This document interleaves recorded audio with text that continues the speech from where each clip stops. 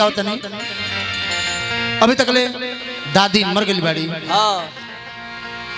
मरणों उपरांत कथा गौनी जा कथा के संग गीत गौनी जा लेकिन जकर माई बाबूजी जिंदा बाड़न ओकरा का करे के चाहे क्या करना चाहिए ये हमारा गाना के भाव कृष्णा बाबू मनु बाबू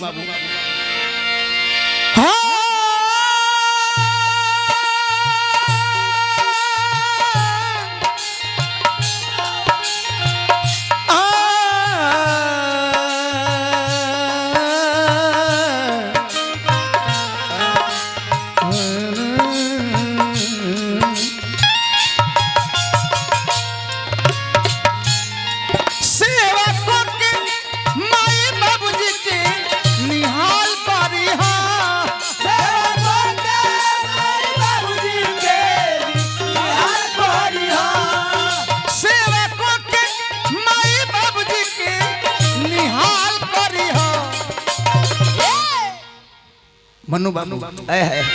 जे जन्मिया दिहल उन्हों के ख्याल जे जन्मिया दिहल उन्हों के ख्याल जे जन्मिया दिहल उन्हों के ख्याल करी जे जन्मिया दिहल उन्हों के ख्याल सेवा को के माई बाबूजी के निहाल करी सेवा को के माई बाबूजी के निहाल करी सेवा को के माई बाबूजी के निहाल करी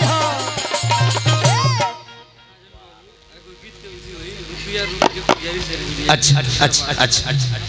हमरा के बड़ी माने ला लो कौनो ब्यास ऐसा ना हो खस जे हमरा के ना मानो सारा ब्यास माने ला लो इहो दिल से माने ला सारे लेकिन जब सट्टा हमार होत रहे तो कहत रहे कि और अजीत हलचल के सट्टा कली हां मानी ली हो के मानी ली मनोज शर्मा के काहे के बोला आतना माने ला लो हमरा के पहले बियाह काटवा लोग होत रहे माली लेकिन आज के युग में सट्टा काटवा लोग हरिओम तहस नहस जे जन्मिया दिहल उन्हों के ख्याल जे जन्मिया दिहल उन्हों के ख्याल जे जन्मिया दिहल उन्हों के ख्याल करी जे जन्मिया दिहल उन्हों के ख्याल करी ताके भाई केहू गोतन पियाई को माई बिना अमृत के धार केहू गोतन पियाई को माई बिना कैसे करे जादू लाई भाई को माई बिना कैसे लाई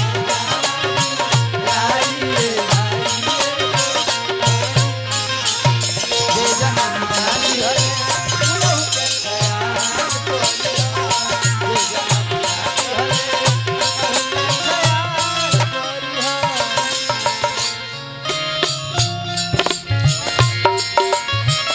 बाड़ा रे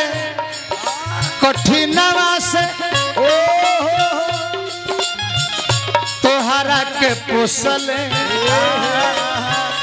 दिहल न सुख खाली दुखवे परोसले दिहल न सुख खाली दुखवे परोसले दिहल न सुख खाली दुखवे परोसले बाड़ा रे कठिनवा से हाय हाय तोहरा के पोसले तोहरा के पोसले हाय अरे दिहल न सुख खाली ए बाबू जय हो दुख में परोसल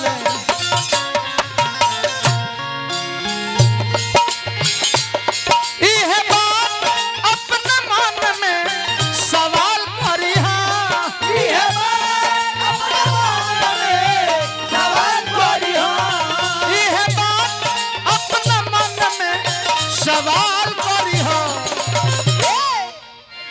जे जनमिया दिहल उन्हु के ख्याल करिहो जे जनमिया दिहल उन्हु के ख्याल करिहो जे जनमिया दिहल उन्हु के ख्याल करिहो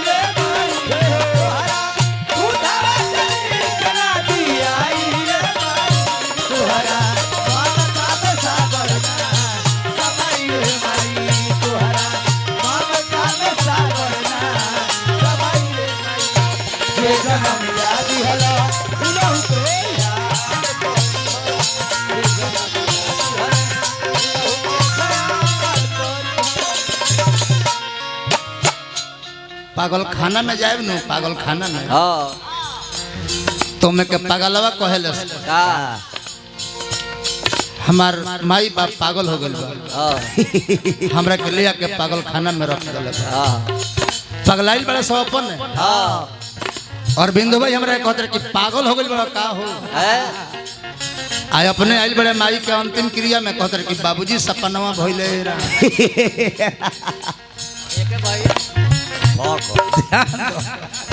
अब सोच लो कि पागल के भइल हो सकता तारा संगत में पढ़ के संगत से गुण होता है कुसंगत गुण जाए अब तारा संगत में कुछ उरेब सुरेब हमरो से बोला गइल होखे लेकिन पागलात के भाई तू सोच बुझ जाएगा दूसरा अंतरा धानावा गहनावा लगल अपने से बाटे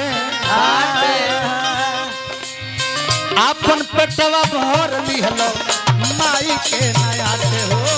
अपन पेटवा भर लिहलो माई के नयाते अपन पेटवा भर लिहलो माई के नयाते। अच्छा फेसबुक यूट्यूब ना देखेलो का कहल जाए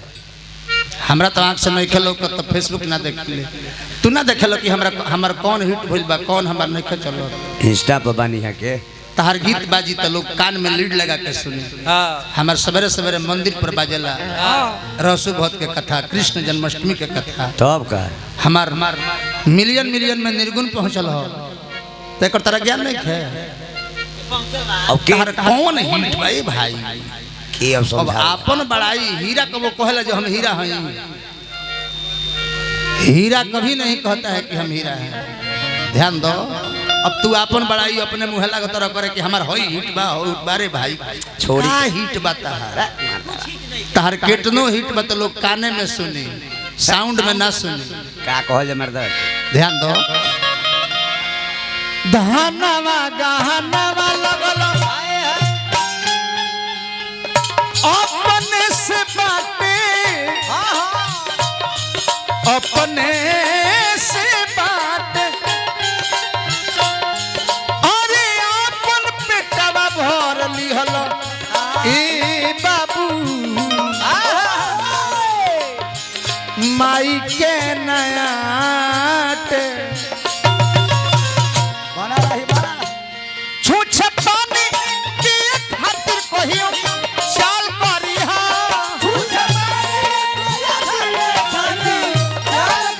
छूछ पानी के खातिर कहियो चाल करिहा जे जनमिया दिहल उन्हु के ख्याल करिहा जे जनमिया दिहल उन्हु के ख्याल करिहा जे जनमिया दिहल उन्हु के ख्याल करिहा जे जनमिया दिहल उन्हु के ख्याल करिहा। इत फरीद यारी बताई नाच छोड़ दे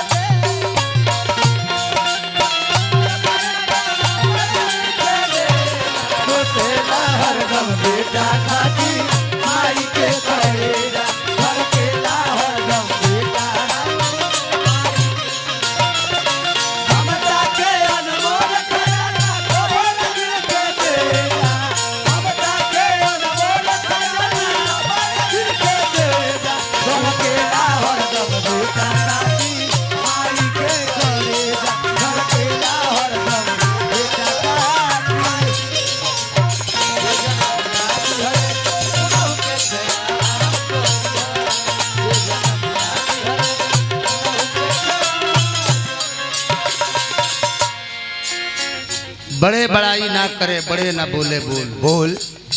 बोल अपन बड़ाई अपना मुंह से ना करेला। सही कहा तनी। एक को धनवान के देखले होखे काजी कि देख के रउआ अंदाजा ना लगी कि अरबपति बड़े। सही काहे जी? उसके अंदर धैर्य है, भारीपन है, बड़प्पन है। तो रोड पर चलेगा तो ऐसा लगेगा कि कोई साधारण मनुष्य जा रहा है। वजन में हो। भगवान ने कभी अपने को शो किया कि मैं भगवान हूँ ना, लोग कहे कि अरे रउआ भगवान है, बाकी भगवान को वो अपना से ना कहने कि हम भगवान हैं। तारा तनी सा शोहरत मिल गई तो लगल फूले कि हमार हई हिट बा हो बा मैं मार देबा का बा के समझावे? तू बांसे पर जइबो आई सुर दसो बांसे पर जाई करबो का तारा खातिर सोना के आई माई बाप के रोवल बाबू जाई नहीं गाँव